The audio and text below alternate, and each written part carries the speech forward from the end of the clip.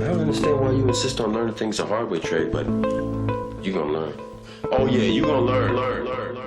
To reveal the hidden God, we must first analyze the old biblical and Babylonian gods commonly known as Noah, Dagon and Nimrod. There are a myriad of other gods that connect with this topic, but for the sake of over-encumbering the viewer, I will mainly focus on the three deities mentioned. Dagon, a god of the Philistines. The Etymologicum Magnum says that Dagon was Saturn, others say he was Jupiter, others say Venus, whom the Egyptians worshipped under the form of a fish. The derivation of the name Dagon, as that of a fish god, is from a fish. The Hebrew word Dagon signifies a fish, say the etymologists, from its fertility, and corn from its increase. We add that Dagon may at the same time allude to preservation, as a fish is preserved in the water, to preservation, as corn is preserved in the earth, both in reference to newness of life. For indeed Dagon is called Siton, the god of corn, because he discovered bread corn, say the mythologists, and, no doubt, mankind received the use of bread corn from him. Dagon, says Sanchuniathon, was akin to Cronus, that is Saturn, but Saturn was also Noah, and thus, Noah is Dagon. Sanchuniathon also informs us that Dagon, after he had found out bread corn, and the plough, was called Zeus Aerotrios, the god of the plough. How exactly this points to Noah, who is described as a husbandman, that is a farmer, needs no remark. The Phoenician author Sanchuniathon also says Dagon means Siton, that being the Greek word for grain. Sanchuniathon further explains, and Dagon, after he discovered grain and the plough, was called Zeus Aerotrios. The word aerotrios means plowman, pertaining to agriculture. Dagon was represented as a man with the tail of a fish. There can be no doubt that he was connected with the Canaanitish system, as Derceto or Atargatis, the same as Ashtoreth, was worshipped under a like mixed shape at Ashkelon. In form he is the same as the Assyrian god supposed to correspond to the Roman god Saturn. The Hebrew doctrines say this idol Dagon was made from the navel downward in form of a fish, but the navel upward in form of a man. This they collect from Samuel 5:4. The two palms of his hands were cut off upon the threshold. And furthermore they say, the idol Dagon had his name from the Hebrew dag, signifying in the holy language, a fish, according to which description we may English him, the Philistine Neptune. Others derive the name from Hebrew Dagon, signifying corn, and they say that he first invented the use of the plough, and corn, whence they translate him Jupiter Aerotrios. In this respect we call him the Philistines Saturn, because antiquity makes Saturn the first inventor of agriculture, and therefore paints him with an hook or scythe in his hand, as being the fittest hieroglyphic for agriculture.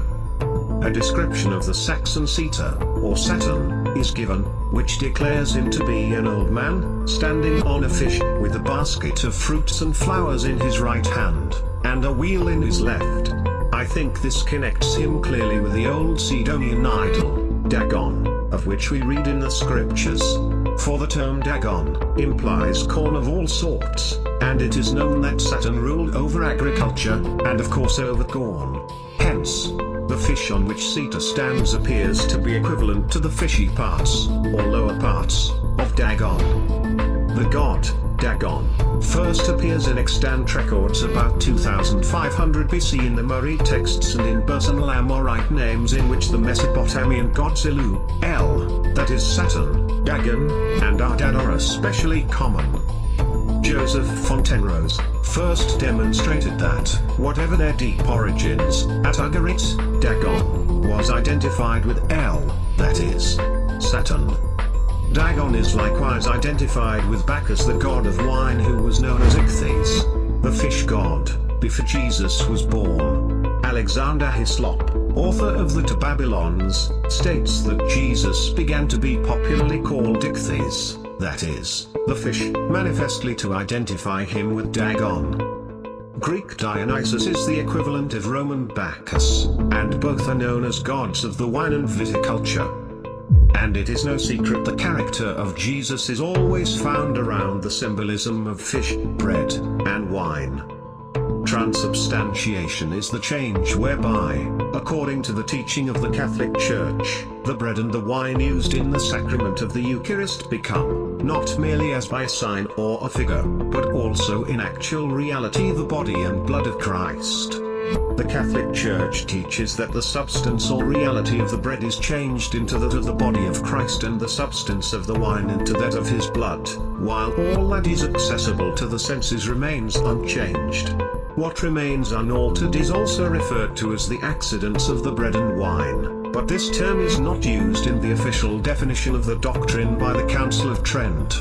The manner in which the change occurs, the Catholic Church teaches, is a mystery. The signs of bread and wine become, in a way surpassing understanding, the body and blood of Christ. Dagon equals fish, Saturn equals bread, Bacchus equals wine. And they further prayed to Saturn, "Give us this day our daily bread." Because the very name of Saturn was derived from the word satu, to sow, as corn is sown in the earth, and sator, the sower. The Philistines had a god they called Dagon, from dag equals a fish, and on equals the sun equals the fish sun, or the sun in Pisces. Just as Jesus, Ichthyes, personifies the sun in the age of Pisces. In this we see a solid connection between Dagon and Jesus, and thus, Saturn is Noah, Noah is Dagon, Dagon is Jesus, Jesus is Saturn, in layman's terms. Jordan Maxwell even pointed out, the Hebrews themselves worshipped Dagon as Noah. The mythical Hebrew male was adapted from the Babylonian account of Gilgamesh, although their Bible stated he was a Philistine god. The Christian Catholic faith today represents him and worships him as well, using the crown for their demigod the Pope. Using the ancient fish god's staff and crown, why do humans so ignorant and needy not question any of the origins of these symbolic meanings? Bel is Cronus, or Saturn. He was the father of the gods, and the father of the gods was also known as Janus, who was called the god of gods, from whom the gods had their origin. Now, Ovid makes Janus say of himself, "The ancients called me Chaos," and Chaos was the Greek god of confusion. Homer proclaims Janus and Saturn to be two titles of the same person. Dagon, the fish god, represents the deity Noah as a manifestation of the same patriarch who had lived so long in the waters of the deluge. As the Pope bears the keys of Janus, who was also previously shown to be Saturn, so he wears the mitre of Dagon. The two-horned mitre, which the Pope wears when he sits on the high altar at Rome and receives the adoration of the cardinals, is the very same mitre worn by Dagon, the fish god of the Philistines and Babylonians. Kronos or Saturn was no particular deity, but the universal numen of the whole world. This is plainly affirmed by Dionysius of Halicarnassus, where, commending the fertility of Italy, he writeth thus, "Wherefore it is no wonder, if the ancients thought this country to be sacred to Saturn, they supposing this god to be the giver and perfecter of all happiness to men, whether we ought to call him Kronos, as the Greeks will have it, or Cronus as the Romans, he being either way such a god as comprehends the whole nature of the world." But the word Saturn was Heterorean, which language was originally Oriental, and being derived from Hebrew Satur, signifies hidden, so that by Saturn was meant that hidden principle of the universe, which containeth all things, and he was therefore called by the Romans, Deus Lachesis, the hidden god, as the wife of Saturn in the pontifical books is Latia Saturni, and the land itself, which in the Heterorean language was Saturnia, is in the Roman Latium, from whence the inhabitants were called Latins, which is as much as to say, the worshippers of the hidden god. This is the same as the first principle of the Egyptian triad called Amun, which signifies hidden, or Jupiter Amun. Jupiter is visibly derived from the Hebrew word Jehovah, which was read differently Jehu or Jau, which signifies the being that is, the self-existent being. To this Jau was added the word father, or pater, and hence came Jau Pater, or Jupiter of the Romans. The Greeks translated the word Jau by Zeus. This word Zeus they changed into Dios, and by adding Pater called the supreme god Diospiter, the father of life. St. Austin himself concludes that according to this Varronian notion of Saturn, likewise, the pagan Jupiter and Saturn were really but one and the same Numen. Therefore, we may with good reason affirm that Saturn was another name for the supreme god amongst the pagans. It signifies that secret and hidden power, which comprehends, pervades, and supports the whole world. According to tradition, declares Dr. Hermann Hohe, Saturn, Nimrod, fled from his pursuers to Italy. The Apennine Mountains of Italy were anciently named the Mountains of Nemrod, or Nimrod. Nimrod briefly hid out at the site where Rome was later built. The ancient name of Rome before it was rebuilt in 753 BC was Saturnia, the site of Saturn's, Nimrod's, hiding. There he was found and slain for his crimes. Likewise, the worship of this hidden god is still prominent in the Catholic Church today. The Pope, as the fountain of knowledge or head of the mysteries in the Church of Rome, holds the same position as did Nimrod at the head of the Chaldean mysteries. Nimrod, as god of the Chaldean mysteries, was known as Saturn. Saturn and mystery are both Chaldean words, and they are correlative terms. As mystery signifies hidden system, so Saturn signified the hidden god. To those who were initiated, the god was revealed, to all else he was hidden. Now, the name Saturn in Chaldee is pronounced Satur, but consists only of 4 letters, thus stir. By way of gematria, apply the value of the letters in the Hebrew or Chaldee alphabets, and you have the number 666. Let him that has understanding count the number of the beast, for it is the number of man, and his number is 666. It is well known the name Jesus in Greek is Jesus, and Jesus when applied to gematria adds up to 888. However, in basis 9 numerology the name Jesus is worth 666. Likewise, with the character of Jesus being a representation of the sun, it comes as no surprise that Agrippa's magic sun square also adds up to the number 666. Now, it is necessary to mention it is no coincidence that we find Saturn, Jesus and the sun bearing this apocalyptic number, no matter which method of numerology be applied. The chances of finding all 3 names connecting with the number 666 are 1,000,000 to 1. What must be noted here is that the number 666 is a number that directly references the sun or the beast that rises in the east. From the Babylonian standpoint, the god of Babylon and his successor, the Pope, bear the number 666, and the Pope represents the present Saturn at the head of the mystery of iniquity. The original name of Rome was Saturnia, the city of Saturn. It was probably so named by the representative of the mystery of Babylon, who was stationed on Capitol Hill long before the fabled founding of Rome. The Pope, as the head of the mysteries of the Church of Rome, requires the services of the Church of Rome to be in the Latin language, and calls his church the Latin Church. Saturn and Latinos have precisely the same exact meaning. Latin is from the Greek Platinos, which is synonymous with Saturn, and each belong to the hidden one or the god of mystery. Apply the value of the letters in the Greek alphabet and you have Latium, Latinus, the Roman form of the Greek Platinos, and Latio, to lie hid, all alike come from the Chaldean, Lat, which has the same meaning. The name, Lat, or the hidden one, had evidently been given, as well as Saturn, to the great Babylonian god. This is evident from the name of the fish Latus, which was worshipped along with the Egyptian Minerva, in the city of Latopolis in Egypt, now Esna, that fish Latus evidently just being another name for the fish god Dagon.